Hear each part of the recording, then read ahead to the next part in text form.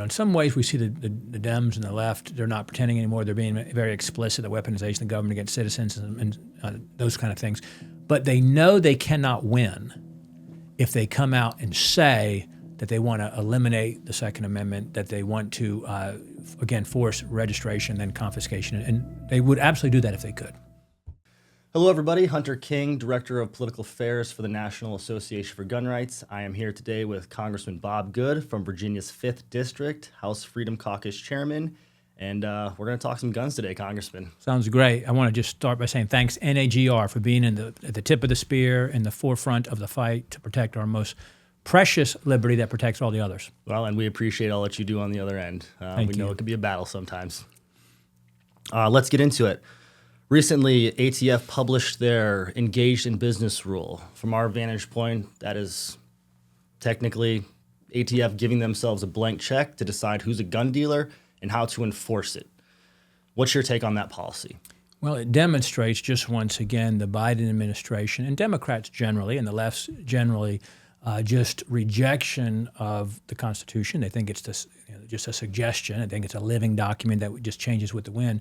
And they don't believe in the freedoms that we believe are God-given but protected, thankfully, in our Constitution. And again, one of the most basic, fundamental being the Second Amendment, protecting our right to defend ourselves and to keep and bear arms. That's not supposed to be infringed, of course. The language is very plain. The Democrats and the Biden administration and his ATF don't believe in that, and they're doing everything they can to trample on that freedom. And they know they cannot do it through the legislative process. They can't do it through Congress. They can't do it through the people's elected representatives that are accountable to the people. So here we see once again unelected bureaucrats, agencies, in this case the ATF, just declaring by decree or fiat or rulemaking something, trying to make law at the executive level. And in this case, trying to say that anyone who sells 5 or more firearms in the course of a year needs to be registered as a gun dealer and then suffer all the consequences there too, such as having to do background checks on individuals who they might sell a firearm to. And so obviously we want to push back on that and fight that because that is an illegal, unconstitutional trampling on our most basic right.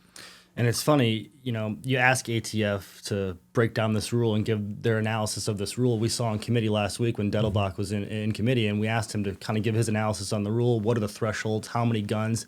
And he couldn't answer. He didn't really have any answers as to how many guns you need to sell to become a dealer. At what threshold do you become a dealer? It's interesting to us that you have hundreds and hundreds and hundreds of pages of documents to this rule, analyzing this rule, yet you can ask a straightforward question to Director Dettelbach, and he can't give us a straightforward answer.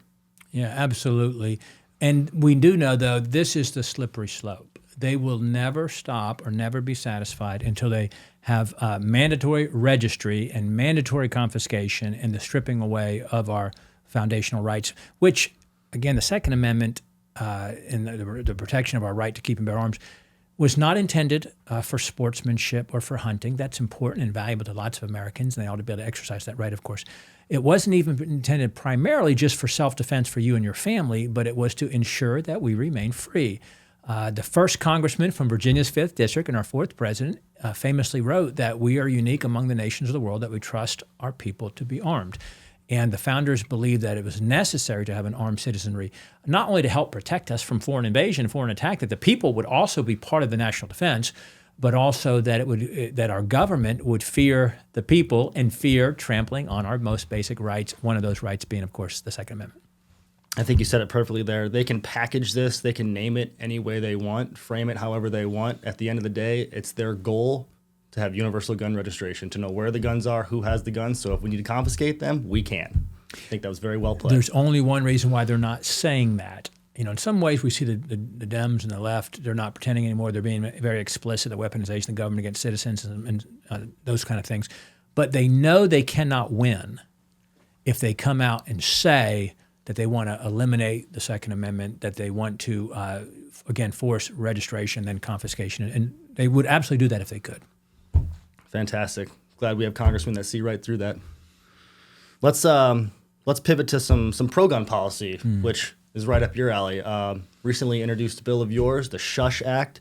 aim to deregulate suppressors at the federal level. Talk about that a little bit. Yes, again, by regulatory decree, the ATF, is regulating suppressors as if they're a firearm regulated under the NFA, National Firearms Act, and which, of course, it makes it include a $200 fine, and it can take as long as a year to get your suppressor. We shouldn't call them silencers, because if your only knowledge or awareness of a suppressor is watching a movie, you think it's literally like a little whisper when you fire that. But anyone who's used a firearm with a suppressor on there recognizes that it's still pretty dang loud, but it's not as loud. And so many prefer it. It can help them with their aim. It can help them obviously protect their hearing. It's just a more comfortable experience. And so our bill would make it would eliminate the ability or deregulate suppressors at the federal level and preempt state laws that are regulating those or taxing those or prohibiting those, because you ought not to have an accessory to your firearm regulated like a firearm under the NFA with all the consequences that come with that. Well put, and we commend you for introducing that legislation. It's been an NAGR-backed bill for over a decade now. Well, thank you, and guys. We're glad it's in your hands. Thank you, Hunter. Let's talk a little bit about today what happened on the Hill with the Milcon appropriations bill. There was a provision in there that would prohibit the VA from adding any more names to the NICS list.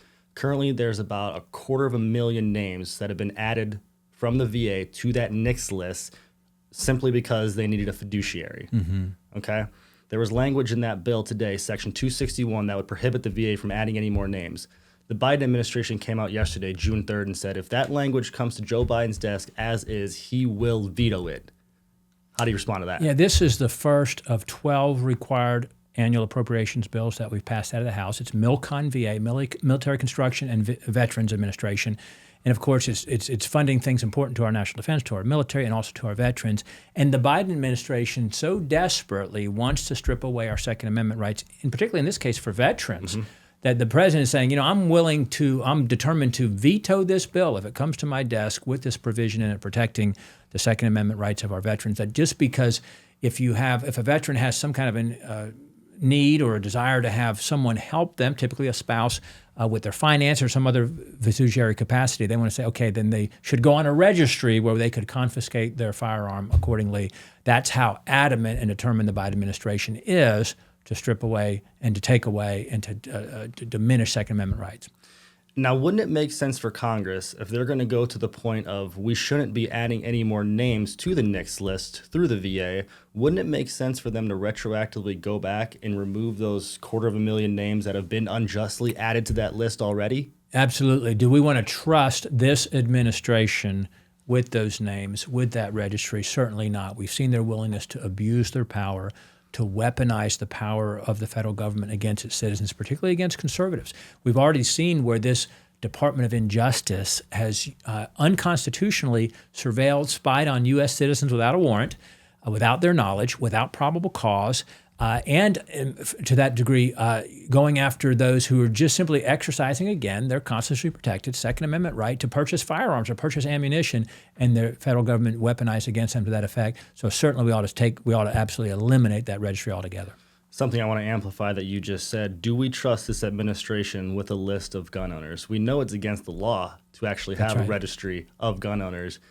This administration doesn't seem to be abiding by that law. We know for a fact they're not abiding by that law. Yes, we shouldn't trust even a benevolent, righteous federal government, because obviously the next person in power may not be such a righteous, benevolent person.